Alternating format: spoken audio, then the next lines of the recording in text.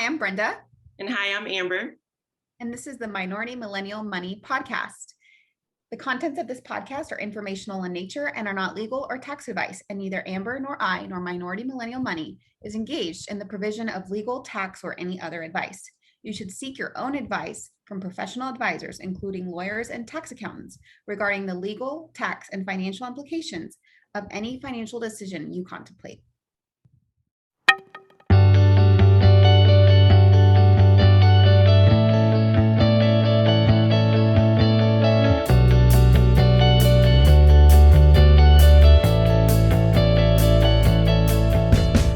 Welcome to another episode of Minority Millennial Money. I'm Amber, and this is Brenda.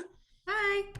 And today we want to talk a little bit about a couple of things. One is some feedback we've been getting, and then also tax advantage accounts or things that you can do to reduce your tax implications. Brenda?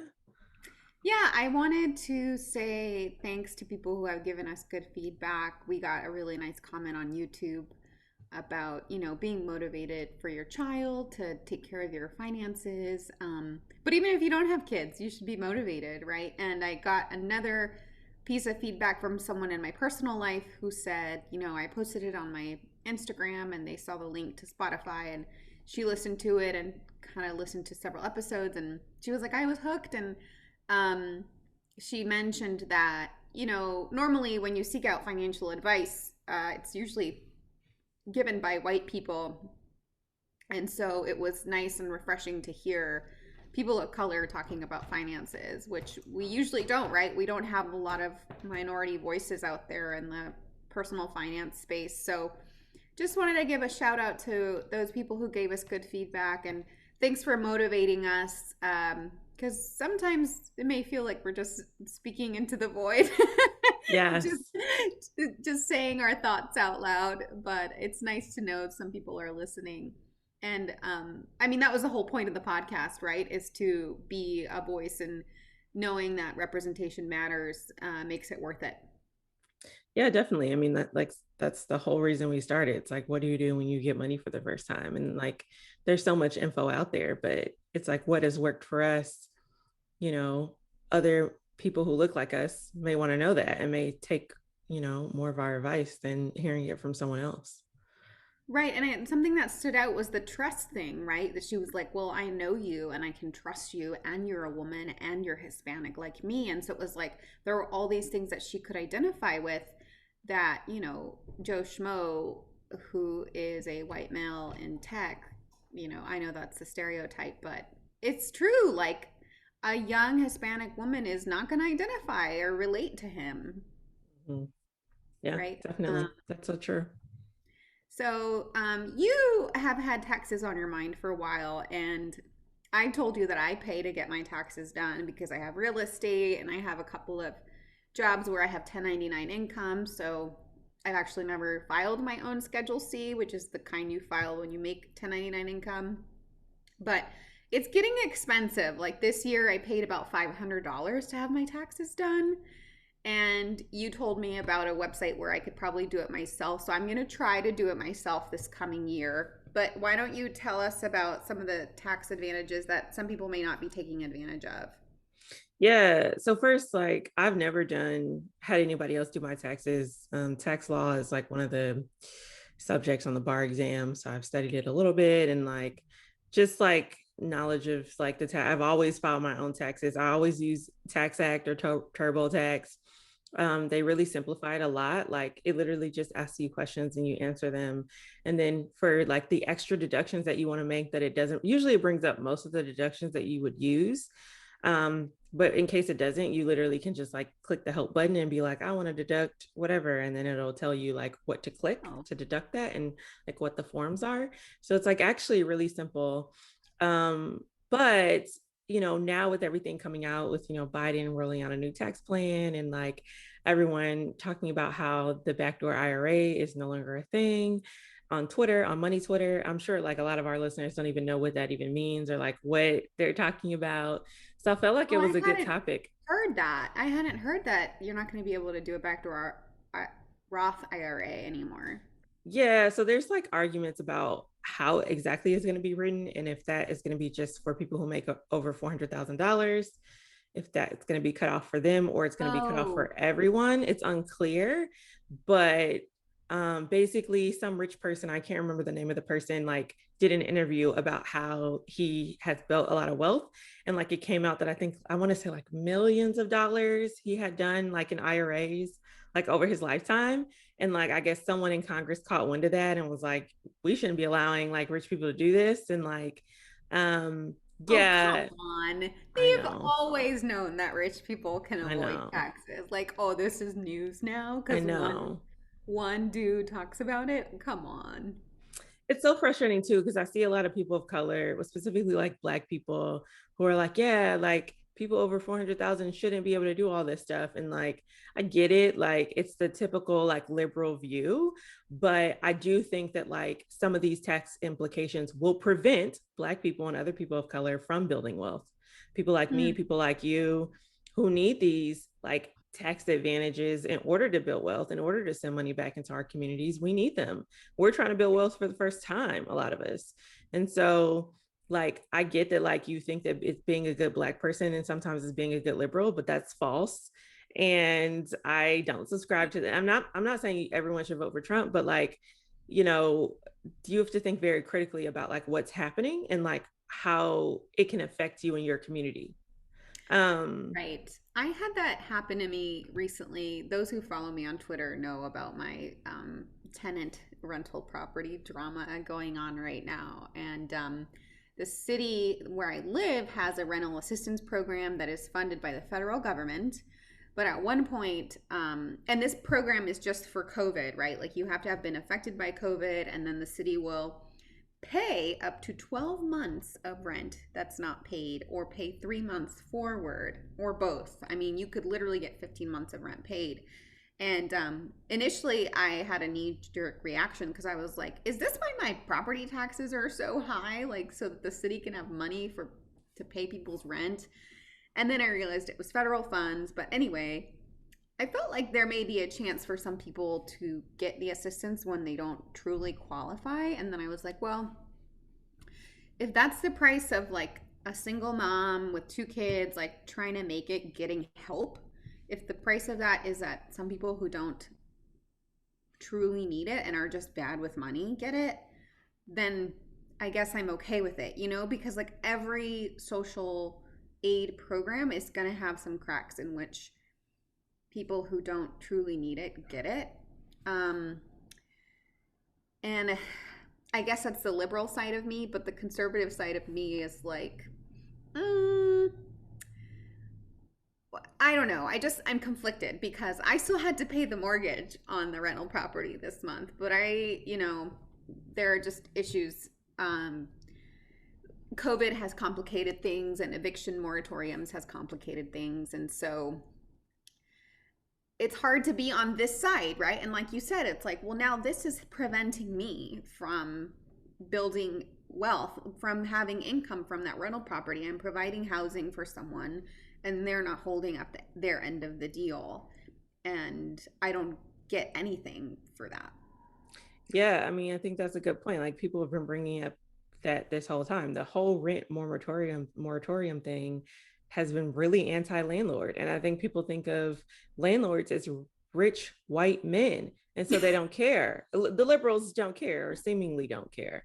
Right, And they don't think about people like us who are just starting in this wealth game. Really, we're pretty far along. We're really not just starting, but just starting compared to rich white men, right, who are trying to like build generational wealth, but get right. screwed over and things like that. Because that's not hurting the rich white man. Like he doesn't care, you know what I mean? Like about the rent moratorium. It's gonna hurt you, you know? Right. It's gonna hurt me. And part of me is like, I'm so tired of this kind of stuff. I'd rather just sell the properties. And then I'm like, well, should I give up all of that potential like appreciation because I'm a little bit frustrated right now?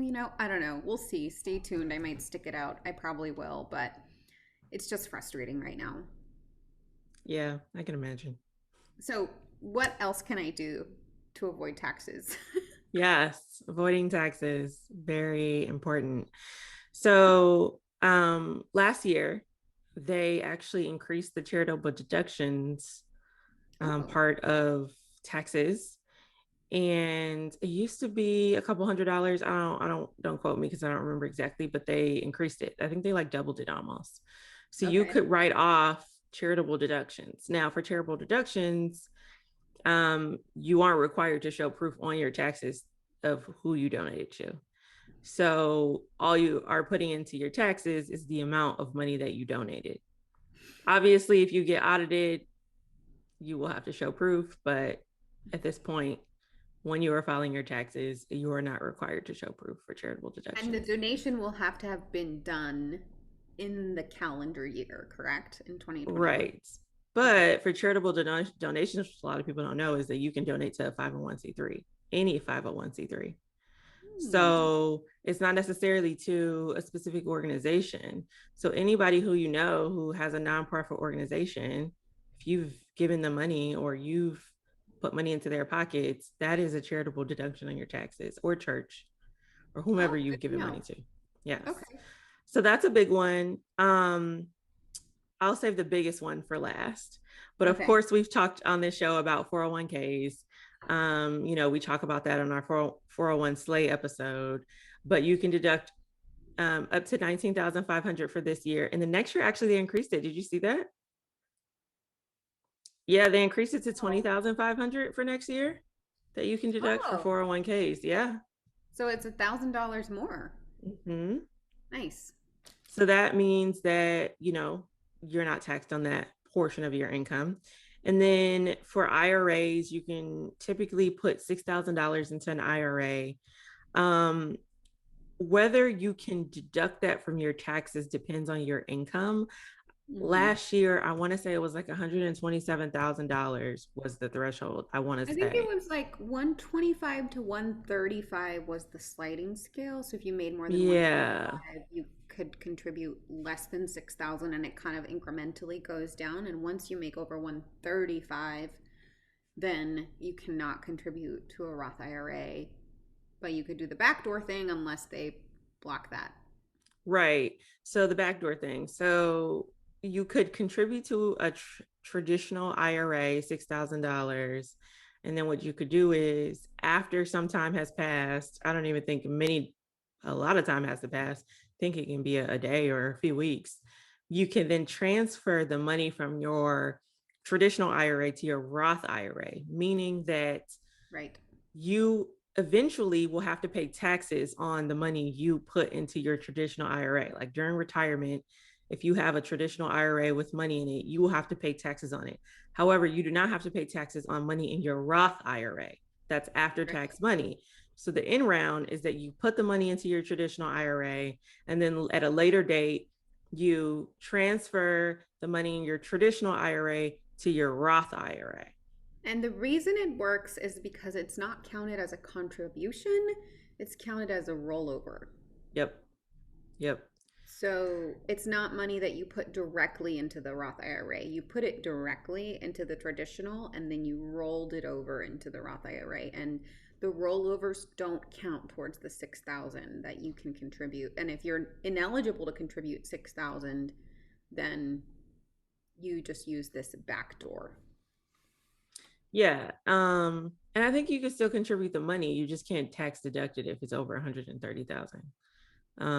So you can still put 6,000. Anybody can put $6,000 into traditional IRA, whether or not they can deduct it from their taxes.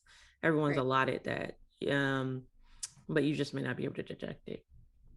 Right, because with a traditional, you're saving taxes now, but you'll pay them later. And with a Roth, you're technically putting post tax money and you won't have to pay taxes when you withdraw it. And the nice thing about the Roth is you can withdraw that one at 59 and a half. You don't have to wait till, Social Security age or anything. 59 and a half is pretty much the age for all the retirement plans. So I don't know where 62 or 65 came from. I guess that's when people started getting Medicare. Mm, yeah. So like let's say you make under 120,000. Let's say you make 110,000. Basically, under these rules, assuming they don't change, you could put $6,000 into a traditional IRA. You would be able to deduct that from your taxes. at that Mhm. point. So your tax liability will be lowered by $6,000. Then you could later move the money from the traditional IRA into a Roth IRA. And then when you get to 59 and a half, you would never pay taxes on that money. So it's a pretty like serious advantage to do that. Hmm. Yeah, I guess I hadn't thought about it for people who make less than the 125. It works Yeah. both ways. Hmm. Yeah. That's like you're lowering it significantly. And then of course there's HSAs, health savings accounts. Brenda, do you have one of those? I did when I was working, I would max it out. I intended for it to be an investment account, but when I started school and I didn't have like commercial better insurance and I'm just on a exchange plan, I ended up having to use it for like eye exams and dental work and that kind of thing. So the nice thing is that a big chunk of it is still an investment, but I am able to like sell some investments if I need cash, if I need to like I recently had some dental work done and so I used it for that. I like it. I wish that I in a sense it's kind of like an investment that I give myself permission to touch and so in that sense it's kind of like not good, but it was tax free. It offset my taxes when I was earning a lot of income. So in that sense, it was good because it was another $3,000 I could withhold from taxes. Yeah, I think a lot of people do that. I've never contributed to an HSA just because I feel like I already have too many tax advantage things, and I generally like to put more money in my brokerage account. And Yeah. I've always been a government worker, so my healthcare has always been like very cheap. Hmm. Um, so I've never had the opportunity to use it, but Yeah, it it's is worked another out good for advantage. me. Like now that I have a very bare bones insurance coverage, Mm-hmm. like if I ever need to get diagnostic imaging, like an ultrasound or an MRI, that kind of thing, that's like probably not going to be covered by my insurance, then I can use that. And just a nice safety net, I guess. Yeah, yeah, that makes sense. Was that Um, the last one? Was that the last one you were saving? The best one? No, that wasn't it. I have two more.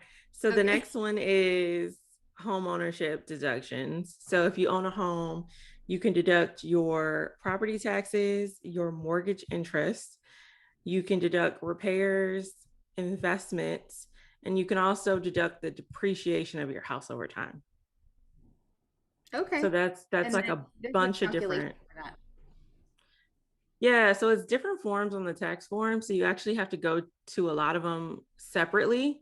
Like if you do Tax Act and you click like I own a home or whatever, or I own a rental property, most of them will come up except for the home depreciation. You have to do that separately on a different form.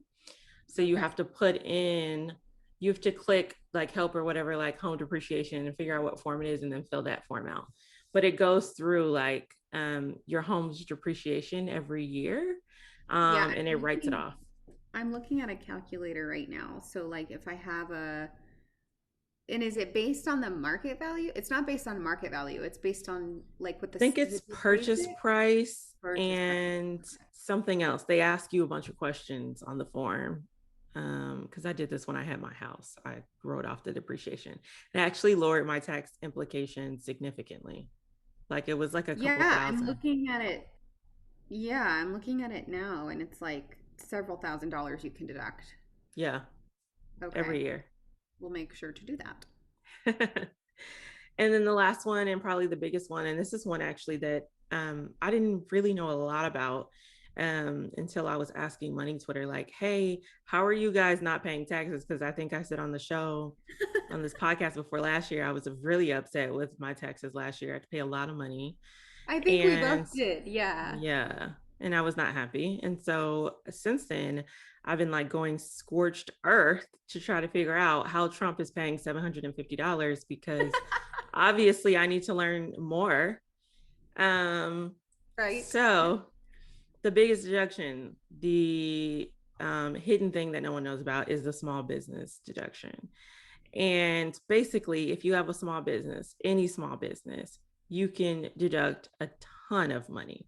Basically, so you can deduct a square footage of your home for like a home office deduction. And you can deduct, I think it's up to like, I want to say like 500 square foot of your house can be like basically like sanctioned for like your home office, and Mm-hmm. you can write that off. And I don't know how much it is exactly off the top of my head, but I want to say it's like some dollar amount per square footage you can Okay. deduct. I think it's like $1,500 total that you can deduct per month for having Per a home month. office. Yes, for having a home office. So if you have an LLC for a full year, you could deduct $1,500 per month for your home office. Then you can deduct your internet because you need your internet to run your business. You can deduct your phone bill. You can deduct a portion of your utility bill. Basically, anything you need to run the business. Supplies, that could include your cell phone, your computer, anything like that. So if you bought a new phone or if you bought a new computer, or any supplies, you could deduct that from your taxes, which is like significant. Like we're Right. talking like, I don't know, probably somewhere around 20,000 or more. So maybe everyone who's becoming an entrepreneur on Instagram is onto something. Maybe, I don't know if they know the tax implications, but who knows? Yeah, I mean, we could do that, right, for this podcast. Yeah, absolutely. It's technically work. Yes, we have an LLC, so we could. Yeah. Um, yeah, so like, the and like I was asking people on my show, like, how are you guys doing this? Because everyone was like, yeah, tax time. And I'm like, I'm confused. Like, all you were I saying are dread high this. earners. Yeah. And they're like, haha, small business deduction. And I'm just like, oh, this makes a lot I of mean, if sense. it's legit, it's legit, you know? I mean, it I sounds have like we're going to heard, get more constraining tax laws soon, so yeah. take it where you can get. Um, yeah, I mean, I've heard that the home office deduction is one of the most audited deductions, so there's that. But I mean, Yeah. I don't know, like I think it's worth a try given how stringent the tax situation has become. I mean, at this point, we're paying so much money. If you're a high earner, you're paying so much money in taxes. I know. I It's remember the year I made like almost 180, I paid like 35,000 mhm. in taxes that year. Yeah. I mean, I pay about around, yeah, I pay a lot. I pay over $20,000 at least every year. And it's insane to me that like Trump could pay $750, but like Amber, I owe 20 over 20,000. Like what? Why am I paying I for know. That all of is this? weird. That is weird. It's not It makes me okay. want to get that dress that AOC wore to the Met Tax Gala. the rich. Yeah, except they're just gonna make the rules where it ends up taxing me more. But Jeff Bezos is not gonna ever pay any taxes, period. Like, let's be honest. Like this whole like idea that we could tax the rich is never going to happen. It's a complete farce. All they're gonna do is tax people like me and you who are making six-figure incomes Yeah. because we're the easiest people to tax. Everyone else knows how to skate around it. Obviously, Trump did. Yeah, and when you get married, if you file jointly, then your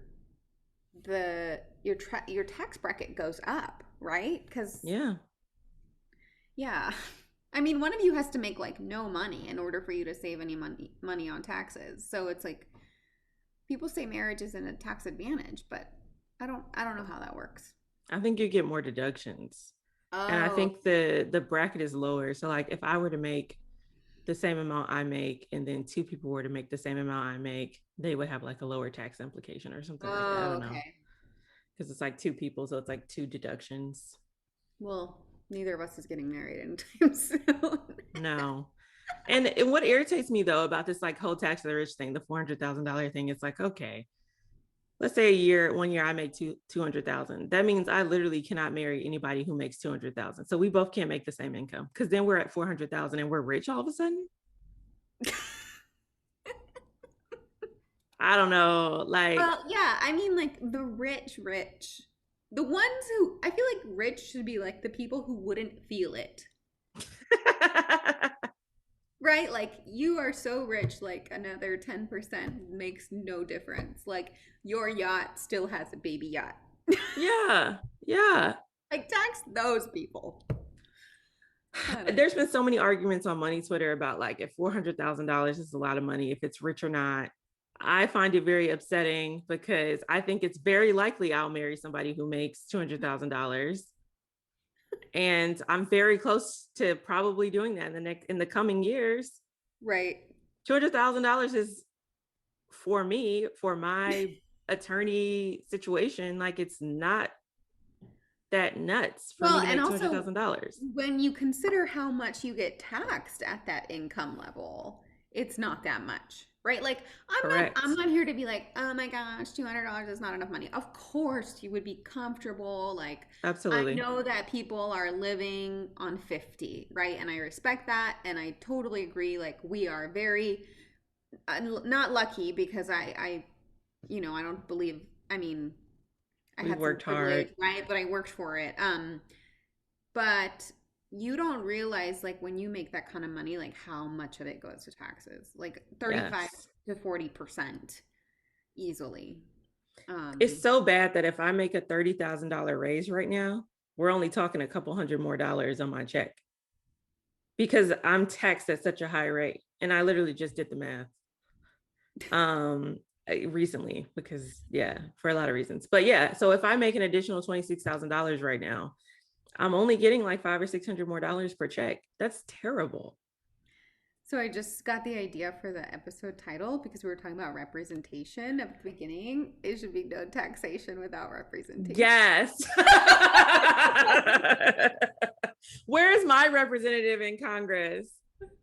Can't tax me until there's more brown women there. Seriously, it's infuriating. Like, I I know. know people are gonna watch this episode and be like, they're jerks, but I don't care. And They're complaining. They're saying 200,000 is not that much. it's not that much.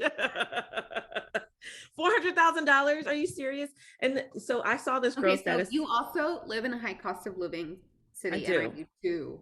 I do. So, I mean, if we moved out to the country, of course, like 200,000 Yes. is an excessive amount of money because I know people who are living in rural areas and like they're making 70K and that's like they're rich, Yes. right? Because rent is $600. Yes. So it's all relative, okay? And I saw something about this on Money Twitter. Like somebody was saying, like, oh my gosh, these people took on like $1 million mortgage. And it's like, yeah, and they make $600,000 together. So it's like, Yeah. it's the It's not a lot of equivalent money. of, it's the equivalent of two people who make 30 each making 60 and they bought $100,000 mortgage. Mm-hmm. It's just to scale, right? And it's the Bay Area. So $1 million mortgage is literally the norm. $1 million mortgage is not like that great. Like $1 million. Like it's not. You're like, I'm so unimpressed.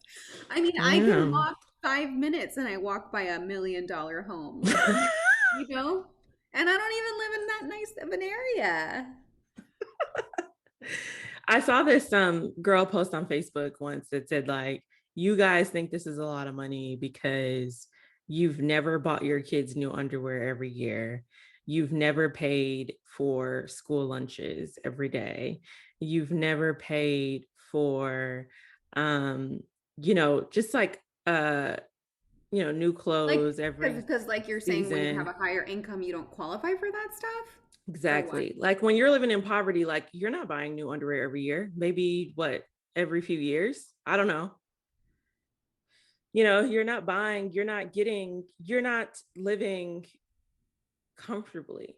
And people don't realize how uncomfortable you're living Mm. because regular people who have money, they do get new underwear every year. They do get, I like how it's an underwear example. yeah, because it's real. Like underwear is expensive. Like, if you get quality True. underwear, like it's expensive. And so like everything, like new socks, new pajamas, new like, Yeah. stuff that costs money. Like, I just ordered from Costco. I ordered like 5 things. I ordered like water and some household stuff. It's like $100. Like, I stuff know. that people don't have, like paper towels. If you're poor, you probably don't have paper towels. Like you probably don't buy paper towels. Like, no, seriously, like you're like when you I'll have to let you pay, say that because you grew up poor. it's true. I never really, paper towels is a luxury when I was growing up.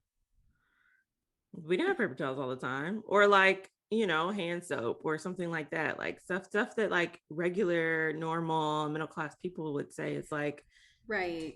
just the regular budget. um when you Yeah. live without, you don't realize all those costs add up, and you're not getting any, nobody's giving you a discount on anything. Right. Yeah. I mean, it's just you live in a different way, right? And of course, like someone who has lived paycheck to paycheck on 30,000 is going to feel like 200,000 is just an overwhelming amount of money, but like for people who have, like you and I, we're fortunate and I don't worry about how much I'm going to spend at the grocery store. Like I No. don't think like, oh, can I afford that? Like I barely look at prices and Yeah. you know, I, so I just don't have those habits of having a more limited income. But anyway, now I feel like we're just getting real braggy. But you covered all the tax things. We decided we shouldn't be taxed without representation. And um what else? I mean, I think that this episode will bring back a lot of maybe nasty grams. I don't know.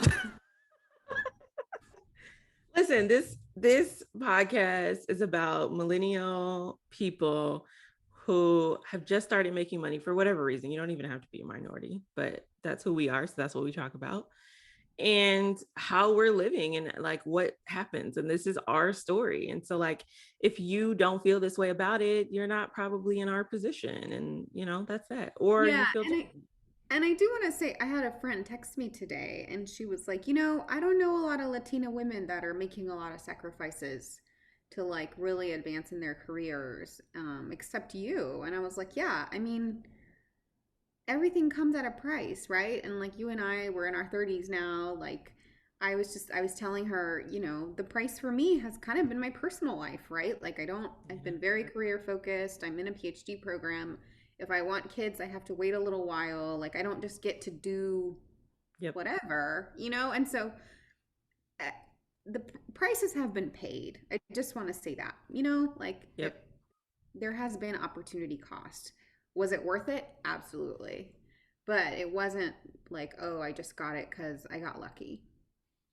Yeah, I think that's the idea. And like the idea that someone would pay 50% of their income in taxes, like you would spend half the year working and not get paid for it. And we've worked so hard to go to all this school to come out of poverty, and I have to give half of what I've earned. That's outrageous. I mean, it just is. And like if you don't agree, it's unfortunate, but It's unfortunate. I someone I'm should be sorry for like, you. it's unfortunate because like I don't think that's right. And that's why America was founded, right? We left the Brits because of this. Does anyone know We did. history? Yes. They wanted to take all of our money, and America was like, no, we're the land of the free. We're the country of opportunity. You can be anybody and you can come here. We're the land of immigrants and you can make it no matter what. That's what the whole country was about. That's why the United States of America was founded. It wasn't to like give everyone the money that I've just spent time making. So The end. Thank you guys for listening. If you made it this far, we will be taking positive feedback on Instagram, Twitter, and our emails if you find us on YouTube. subscribe, write a review if it's good, and Smash give us that five like button. stars. Have a good day.